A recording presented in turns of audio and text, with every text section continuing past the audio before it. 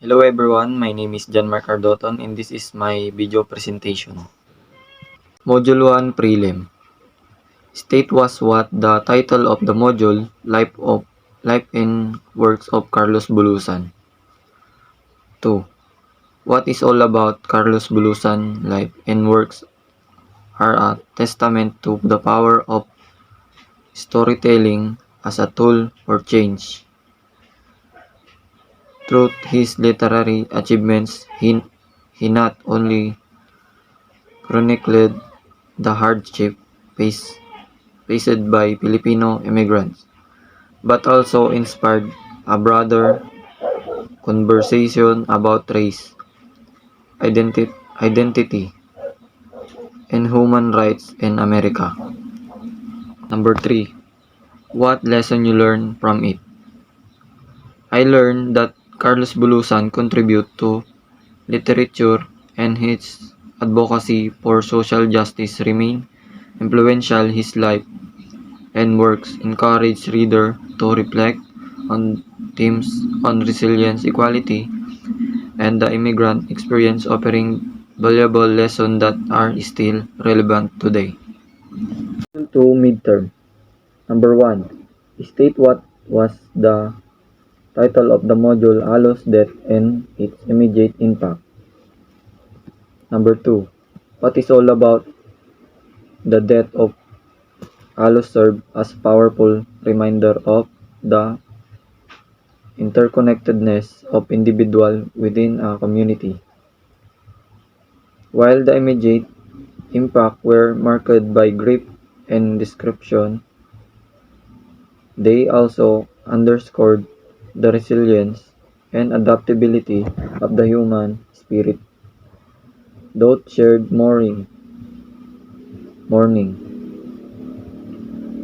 Communities often find new ways to honor legacies, foster unity, ensuring that the contribution of individuals like Alos continue to inspire future generations. What lesson you learn from it? Alos' untimely demise served as a poignant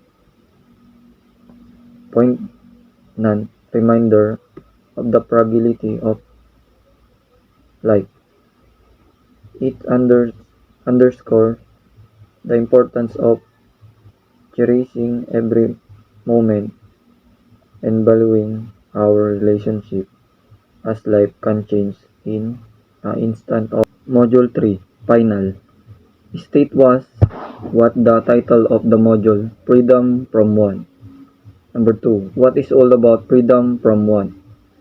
Refers to the inspiration that every individual should have access to the basic necessities of life. This encompasses ensuring that all people can achieve a standard of living that allows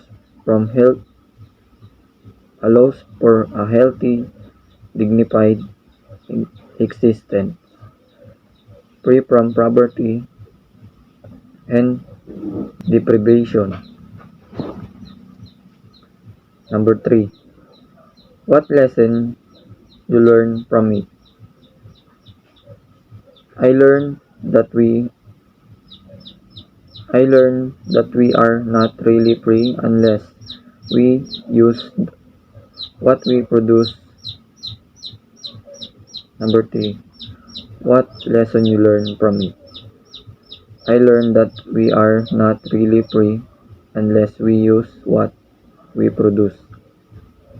So long as the fruit or our labor is denied, as so long will want manifest itself in a world of slave. It is only when we have plenty to eat plenty of everything that we begin to understand what freedom means. Yun lang po. I learned that we are not really free unless we use what we produce. Number 3. What lesson you learn from it? I learned that we are not really free unless we use what we produce. So long as the fruit, fruit or our labor is denied, as so long will want manifest itself in a word of slave. It is only when we have plenty to eat plenty of everything that we begin to understand what freedom means. This is my video presentation. Thank you.